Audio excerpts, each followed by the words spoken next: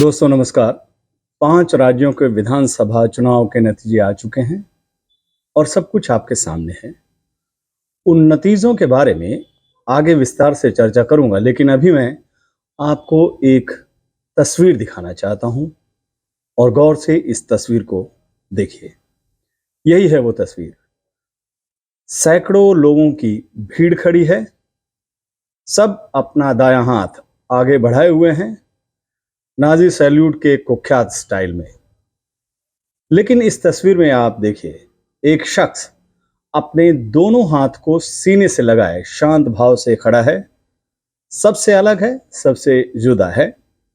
वो इस भीड़ में खड़ा है, लेकिन उसे इस भीड़ का हिस्सा बनना गवारा नहीं। इस तस्वीर की कहानी उसी शख्स की है। उस शख्स का नाम था ऑगस्ट लैंडमेसर। ऑगस्ट लैंडमेसर। यहां आपको यह भी बता दूं कि यह तस्वीर ली गई थी सन 13 जून 1936 को, लेकिन दुनिया की नज़र इस तस्वीर पर पड़ी सन 1991 में 22 मार्च को। पूरे 55 साल बाद 55 साल बाद दुनिया ने इस तस्वीर को देखा। तस्वीर में हाथ बांधे खड़े शख्स को पहचाना, उसकी कहानी सुनी और फिर समझा कि एक अकेला प्रतिरोध क्या मायने रखता है। तस्वीर का नायक ऑगस्ट लैंडमेसर एक जर्मन नागरिक थे और उन्होंने हिटलर की तानाशाही का इसी अंदाज में विरोध किया था।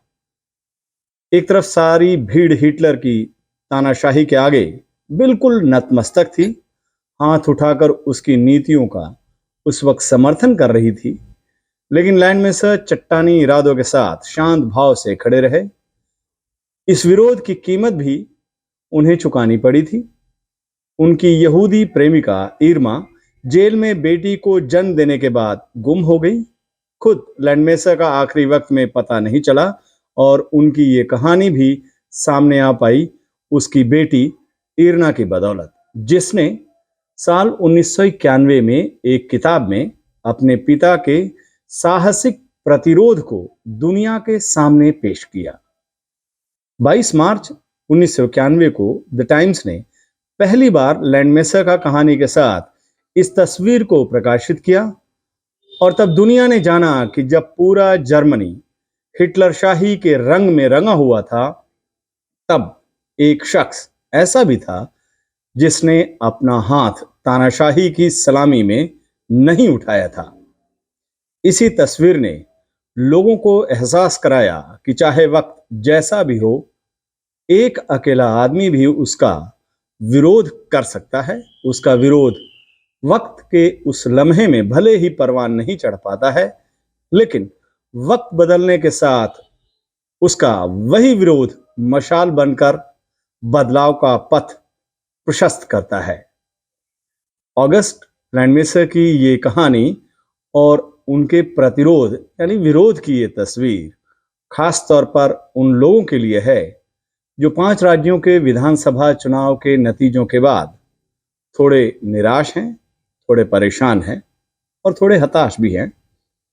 मेरी ये अपील है कि वो लैंडमेसर की इस कहानी को पढ़ें, इस तस्वीर को गौर से देखें, साथ ही इस बात को याद रखें कि रात जितनी घनी और अंधेरी होती है, सुबह की किरण उतनी ही ज्यादा उजली और रोशन होती है।